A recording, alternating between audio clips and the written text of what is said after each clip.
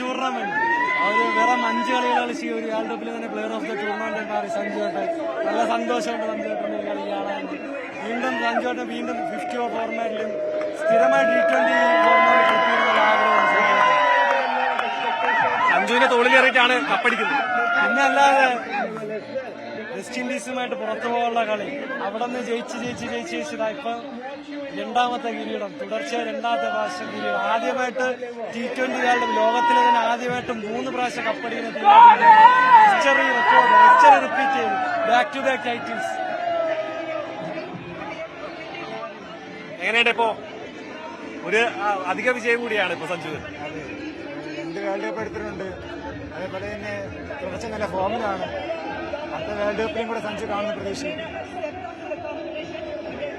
3 ഫോർമാറ്റിൽ സഞ്ജു വരണം, അത്രേ ഉള്ളൂ നമ്മൾ ആഗ്രഹം. വേറെ ആഗ്രഹമൊന്നുമില്ല. 3 ഫോർമാറ്റിൽ സഞ്ജു വരണം.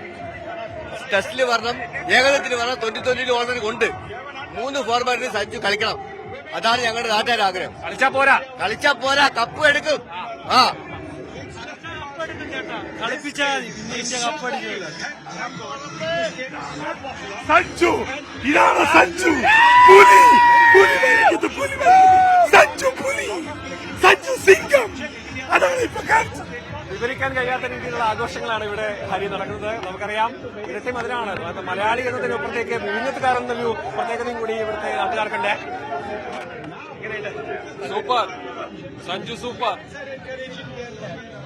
ഇപ്പോൾ മറ്റൊരു ഇരട്ടി മധുരം കൂടിയാണ് ഇപ്പോൾ പുതിയ എന്താ പറയാ 3 കളികളിൽ നല്ല രീതിയിൽ പെർഫോം ചെയ്യുന്നു. മാൻ ഓഫ് ദി ടൂർണമെന്റ് ആകുന്നു. എങ്ങനെ പ്രതികരിച്ചു വിജയത്തെ?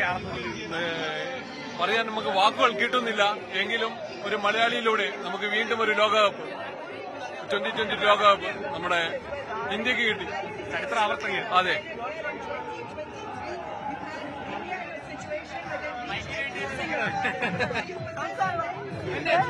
നേരത്തെ അറിയാമായിരുന്നു ഇന്ത്യ ജയിക്കുമെന്ന്. അതെ അതെ, മനസ്സിലായി ഇന്ത്യ ജയിക്കുമായിരുന്നു.